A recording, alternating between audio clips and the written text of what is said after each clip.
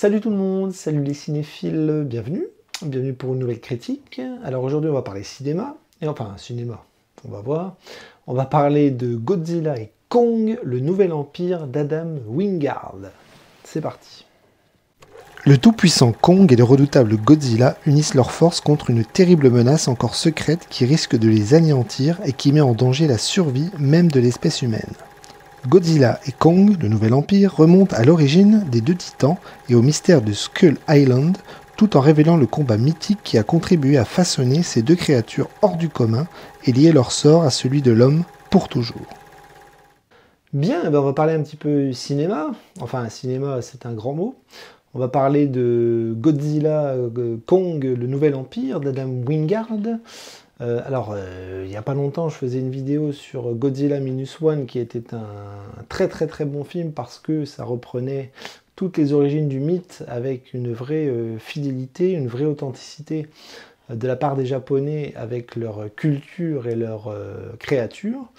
Et là, depuis quelque temps, on voit des films sortir de partout, notamment aux États-Unis, avec justement des reprises de ces mythes-là, de ces mythologies-là, en faisant n'importe quoi, c'est-à-dire en cassant toute l'essence qui peut être autour de ce genre de personnages, de créatures, de Godzilla ou même de King Kong.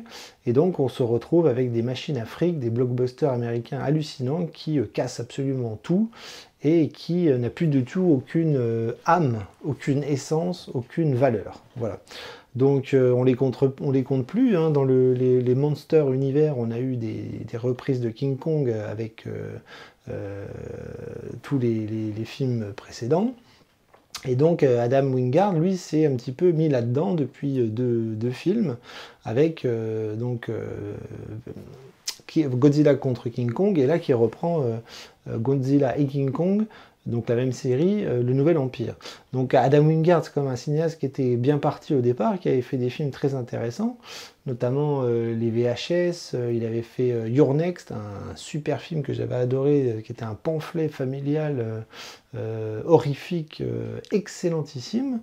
Il avait fait The Guest aussi. Et donc là, il se lance depuis quelques temps dans des super productions américaines avec des Godzilla et des Kong, et ça devient n'importe quoi parce que il n'y a plus du tout de qualitatif dans ces films. Enfin, ça c'est personnel, hein. Il y en a qui aiment peut-être ça. Moi, je déteste ça. Et donc là, le Nouvel Empire, c'était reparti pour un tour avec un projet casse-gueule, hein. Et ça n'a pas loupé.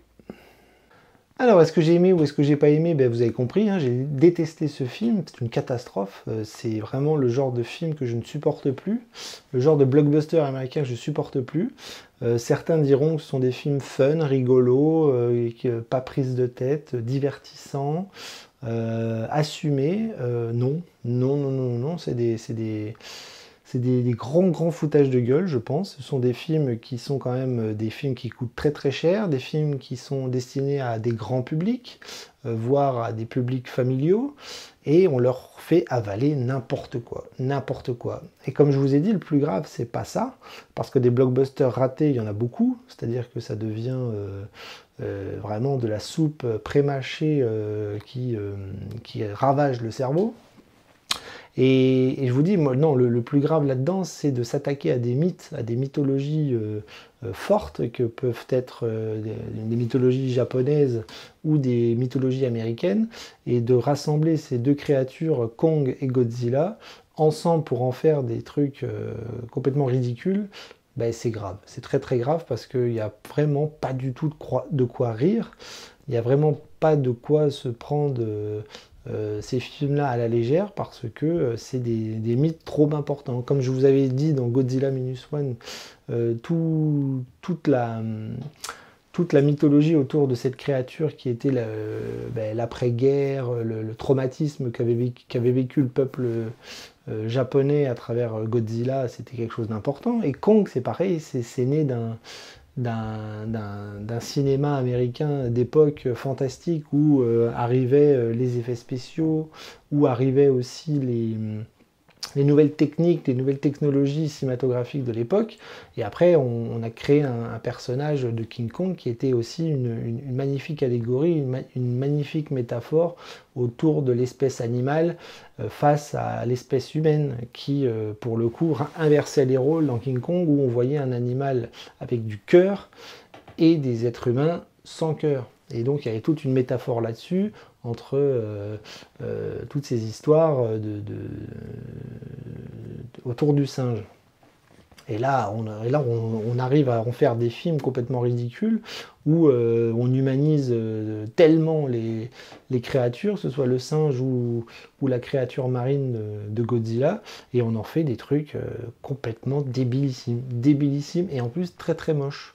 Parce qu'au-delà du scénario qui n'existe pas, au-delà du fait qu'on a juste prétexte à mettre des espèces animales qui se tapent dessus, alors en plus qui se tapent dessus en faisant du catch, du karaté, du judo, des blagues à 2 balles, enfin c'est affligeant de voir à quel point on ridiculise ces créatures. Donc en plus de ça, c'est très très moche parce que c'est un film qui est 90% réalisé en images de synthèse. Donc c'est presque... alors ça ressemble même pas à un dessin animé parce que c'est moche, c'est laid. Il n'y a pas de profondeur, la 3D est pas terrible, la lumière est affreuse. On dirait plus un mauvais jeu vidéo ou une mauvaise publicité avec des singes ou des monstres qui attaquent la planète entière. Alors en plus on s'amuse à attaquer, à faire des scènes où on détruit absolument toute la planète, toutes les grandes villes mondiales, que ce soit en Égypte, en Italie, aux États-Unis.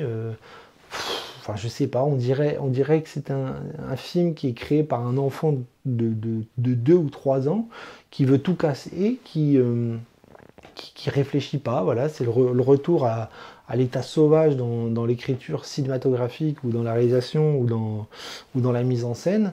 Non, c'est vraiment ce genre de film qui tire très bas l'art cinématographique qui est quand même de faire des films écrits, pensés, mis en scène, bien montés, bien éclairés, avec des musiques magnifiques, etc. Et là-dedans, il n'y a plus rien, quoi. Il n'y a plus rien. Est-ce qu'on peut appeler ça encore du cinéma ? Je suis pas sûr. Je suis pas sûr. Donc voilà, donc c'est moche, c'est nul, c'est débile, c'est mal écrit. Les êtres humains dans ce film sont mis au second plan, donc en plus le peu d'acteurs qu'il y a là-dedans ils sont ridicules parce que ils font potiche, ils font plante verte. Le prétexte est toujours à amener les images de synthèse où on voit des animaux, des créatures pas trop assez original mais extrêmement mal mis en scène. Les méchants sont caricaturaux, Godzilla est caricatural, King Kong est caricatural, on en fait même des personnages augmentés avec des parties robotiques qui sont des sortes de melting pot entre Transformers, Avatar, enfin tous les films à succès que les États-Unis ont connus, mais de façon extrêmement mal foutue. Donc il n'y a rien qui va dans ce film, c'est vraiment moche, débile, insultant pour les créatures qui ont connu des heures de gloire dans les années passées. Donc non, d'un point de vue cinématographique, c'est vraiment honteux. C'est vraiment à éviter, quoi. Vraiment à éviter.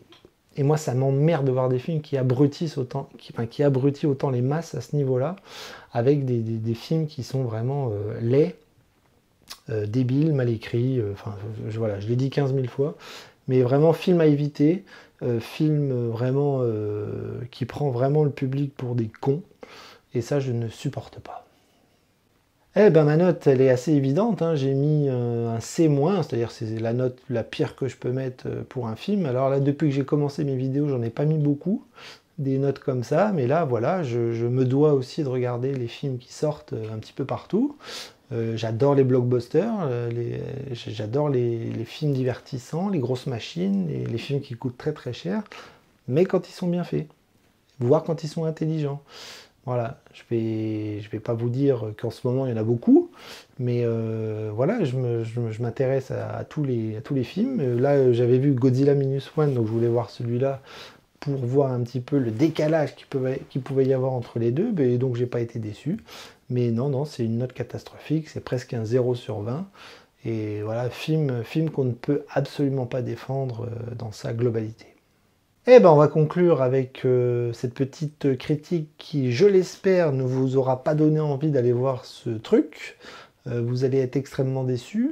Encore une fois, si vous voulez faire découvrir King Kong, voire Godzilla des enfants, ben, ne prenez pas ça.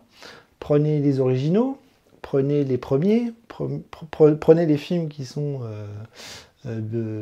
sincères, bien écrits et animés par une vraie âme cinématographique. Ça, c'est vraiment de la bouillie, de la soupe, voilà, du Kleenex à trous que vous pouvez jeter directement à la poubelle. C'est pas possible. Donc ne regardez pas ça, passez votre chemin et regardez d'autres blockbusters peut-être un peu plus intéressants. En tout cas, moi, je vais essayer d'en voir d'autres s'il y en a. Et puis en attendant, ben, je ne sais pas, on verra bien ce qu'on va critiquer la prochaine fois. Surprise! Bah, sur ce, bah, je vous dis à très bientôt et coupez.